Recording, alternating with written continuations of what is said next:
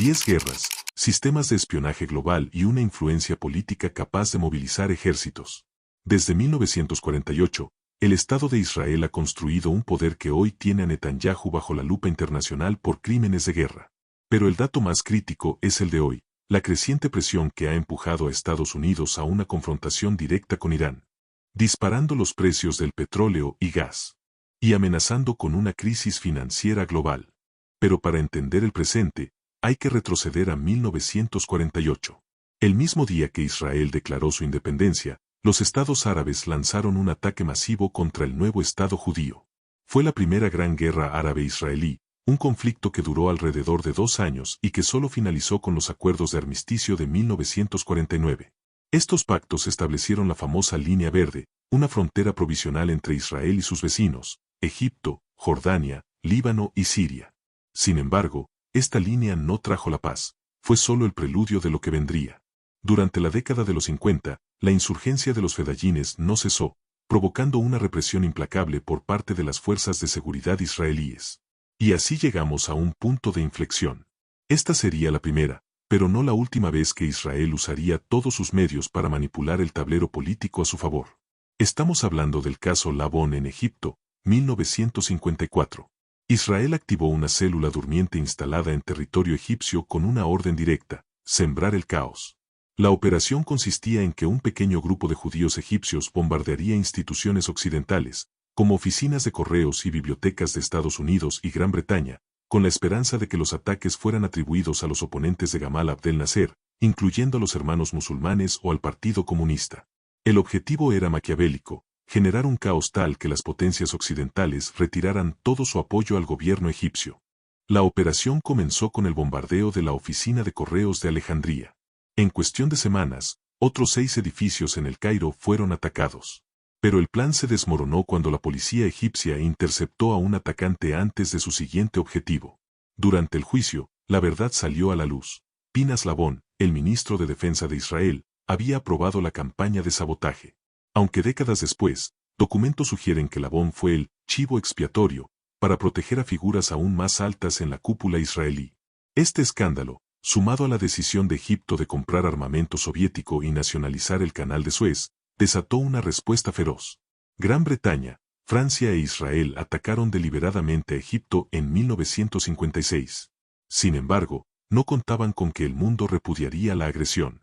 Bajo la presión conjunta de los Estados Unidos y la Unión Soviética, los invasores se vieron obligados a una retirada humillante. Este complejo escenario internacional dejó al descubierto la debilitada posición de potencias como Gran Bretaña y Francia. Esto desembocó en una cooperación franco-israelí estratégica, cuyo objetivo final fue que ambos lograsen desarrollar su propio armamento nuclear, un secreto a voces que cambió para siempre el equilibrio de poder en el Mediterráneo. Años después, en 1967, el mundo fue testigo de un cambio radical en el mapa. Durante la Guerra de los 6 días, Israel logró arrebatar Cisjordania a Jordania, los altos del Golán a Siria, y la península del Sinaí y la franja de Gaza a Egipto. Fue entonces cuando nació la llamada Línea Púrpura, una nueva demarcación que sustituyó a la Línea Verde y que Israel impuso como su nueva frontera de facto. Aquí haremos una pausa, ya que, si intentáramos desglosar cada uno de los conflictos que sucedieron a posteriori, este video no terminaría nunca. Así que, para acelerar el ritmo, mencionaremos brevemente los hitos que forjaron la situación actual. La Guerra de Desgaste, 1968 a 1970, una guerra limitada iniciada por Egipto en un intento desesperado por recuperar el Sinaí. Tras 2 años de hostilidades, Israel mantuvo el control absoluto del territorio. La Guerra de Yom Kippur 1973, también conocida como la Guerra del Ramadán. Una coalición árabe liderada por Egipto y Siria lanzó un ataque sorpresa que puso a Israel contra las cuerdas, aunque finalmente terminó en un cese al fuego que consolidó la presencia israelí. Sin embargo, el foco se trasladó pronto hacia el norte, dando comienzo a la Primera Guerra del Líbano. Es importante recalcar que, durante todo este tiempo, Israel ha mantenido un enfrentamiento constante contra grupos armados palestinos, y más tarde, contra Hezbolá. En 1978, Israel ocupó territorio libanés durante unos meses, pero la verdadera ofensiva masiva llegó en 1982. El objetivo declarado era acabar con las fuerzas de la Organización para la Liberación de Palestina, OLP, logrando incluso tomar la ciudad de Beirut. Fue durante este periodo de control israelí en la capital libanesa cuando ocurrió uno de los episodios más oscuros de la historia moderna, las matanzas de Sabra y Shatila. El 16 de septiembre de 1982, mientras el ejército israelí controlaba el acceso a la zona oeste de Beirut, se permitió la entrada de milicias cristiano-falangistas a los campos de refugiados.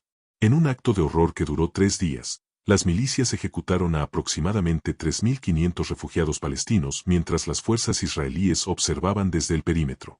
Israel se retiró parcialmente en 1983, pero convenientemente dispuso de una zona de seguridad más allá de la línea púrpura, conquistando así más territorio bajo la premisa de la defensa.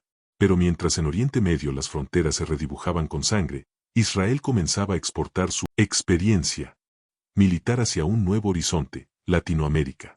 Cuando las potencias occidentales daban la espalda a las dictaduras más sangrientas del Cono Sur por sus violaciones a los derechos humanos, Israel vio una oportunidad. En Chile, bajo el mando de Augusto Pinochet, Israel se convirtió en el salvavidas del régimen. Mientras Estados Unidos imponía embargos, Israel enviaba rádares, aviones de combate y lo más importante, asesores que entrenaron a las fuerzas de seguridad chilenas en tácticas de contrainsurgencia. Esta fraternidad de hierro se extendió a la Argentina de Videla, a quien suministraron aviones Dagger, y a la Guatemala de los años 80, donde el ejército fue israelizado para combatir a su propia población. Israel no solo vendía armas, vendía la tecnología necesaria para mantener dictaduras en el poder, cimentando una influencia que hoy, décadas después, se ha transformado en un dominio digital y político sin precedentes. Pero debemos volver al escenario donde se desarrolla el núcleo del conflicto en Medio Oriente.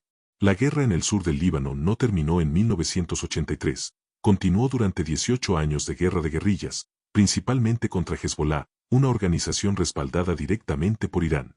Esta es la semilla del conflicto directo que vemos hoy, una lucha de casi 2 décadas que transformó la resistencia libanesa en el ejército regional que hoy amenaza con una guerra total.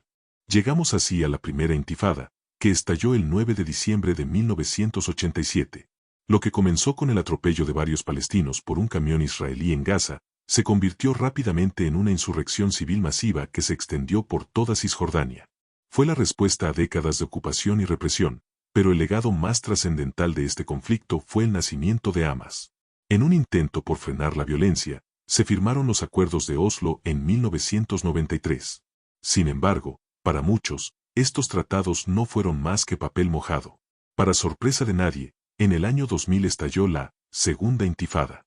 Lo que inició como protestas civiles escaló rápidamente a una guerra sangrienta de tiroteos y atentados.